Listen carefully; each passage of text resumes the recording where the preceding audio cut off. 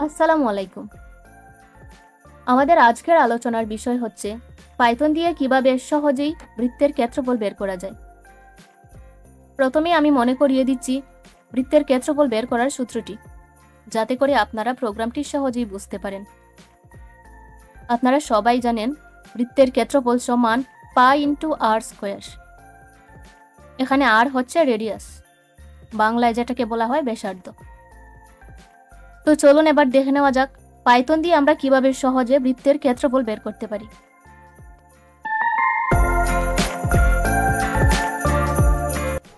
বৃত্তের ক্ষেত্রফল বের করার জন্য আমরা প্রথমেই ব্যাসার্ধ অর্থাৎ রেডিয়াসের মানটা ইনপুট নিয়ে নেব। তো আমরা ইনপুট নিয়ে নিচ্ছি।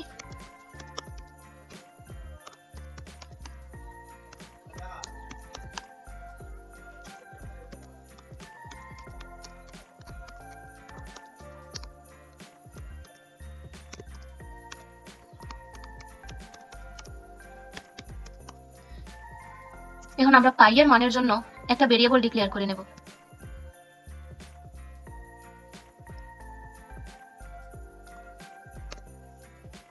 পাই এর মানটা আমরা সবাই জানি। তারপর আমরা ক্ষেত্রফলের জন্য আরেকটা ভেরিয়েবল ডিক্লেয়ার করে নেব।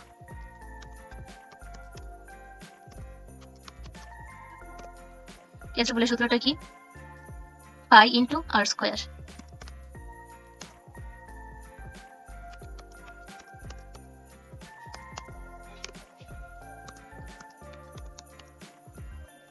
এখন আমরা যেহেতু ক্ষেত্রফল বের করতে চাইছি, তাই প্রিন্টের মধ্যে আমরা ক্ষেত্রফলটা দিয়ে দেব।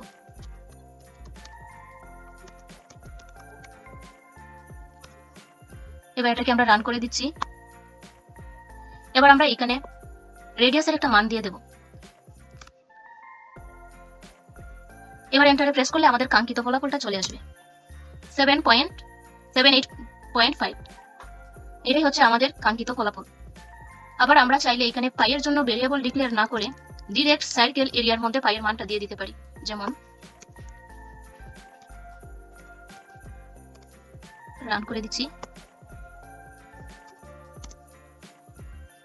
এই যে আমাদের ফলাফলটা চলে আসছে, মানে আমরা দুইভাবেই করতে পারবো। তো এইটুকুই ছিল আমাদের আজকের আলোচনার বিষয়।